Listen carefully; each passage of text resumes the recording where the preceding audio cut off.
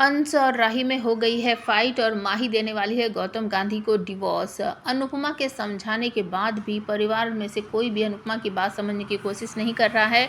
राही अपनी मां अनुपमा पर आरोप लगा देती है कि आपने मेरी पॉप्स की जगह इस दिग्विजय को दे दी है। तभी अनुपमा खींचकर एक थप्पड़ मारती है। राही नीचे गिर पड़ती है और वो पलटकर अपनी मां की तरफ देखती है।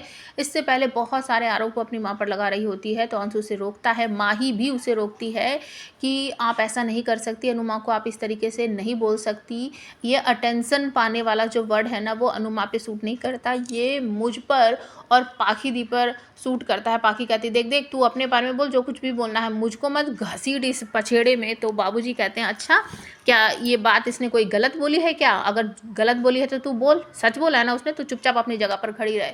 बहुत सारी बातें यहाँ पर होती है। अंश भी बीच में बोलता है कि राही दी आप इस तरीके से नहीं बोल सकती, एक और वर्ड बोला ना तो मैं भूल जाऊंगा कि आप मेरी क्या लगती हो। तो वो पलट कर बोलती है राही की भूल जा तू कि मैं तेरी कौन लगती हूँ, लेकिन आज मैं इनको इनकी असली जगह दिखाऊंगी। और वो बहुत सारी बातें गलत गलत बोलती है, इसी वजह से उसको थप्पड़ पड़ता है और नीचे गिर पड़ती है।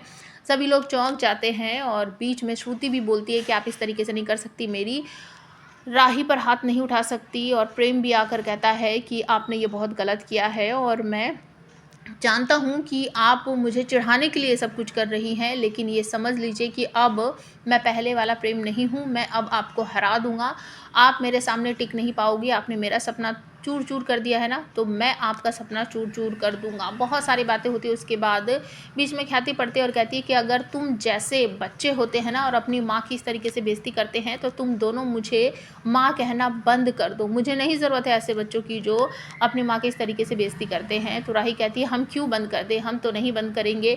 तो ख्याति कहती है कि नहीं, मुझे ऐसे बच्चों की माँ बनने की कोई ज़रूरत नहीं है और चलो सभी घर। मीता भी बोलती है कि अनुपमा जी जब भी आती है ना सारे रिश्तों में आग लगा देती है, सब कुछ तोड़ देती है। उसका हस्बैंड बोलता है कि बस तुम तो चुप ही रहो, अनुपमा जी ने कभी किसी का नुकसान नहीं किया है, भूल गई क्या जब हम राजा के साथ गलत कर रहे थे, तुम गलत कर रही थी तो अनुपमा जी ने ही उसका साथ दिया था। तो वो कहती है तो मेरी वजह से थोड़ी गलत हो रहा था, वो सब कुछ भी इनकी वजह से ही हो रहा था। और उसके बाद प्रेम कहता है कि चलिए सब लोग घर चलते हैं। अनुपमा हाथ जोड़ते हुए कहती है कि बस बहुत हो गया और आप सब यहाँ से जा सकते हैं, जय श्री कृष्णा। अनुपमा जय को आवाज़ लगाती है और कहती है बंकू चलो चलो, हमें अपने 2 दिन में अपने रेस्टोरेंट को ओपन करना है। और जो जमीन पर क्राउन गिर गया था बाका, उसको उठाते हुए अपने सर पर रख लेती है और पीछे खड़ी हुई ईशानी, किंजल और बाबूजी ताली बजाते हैं। और ये सब देख कर बा को बहुत गुस्सा आता है।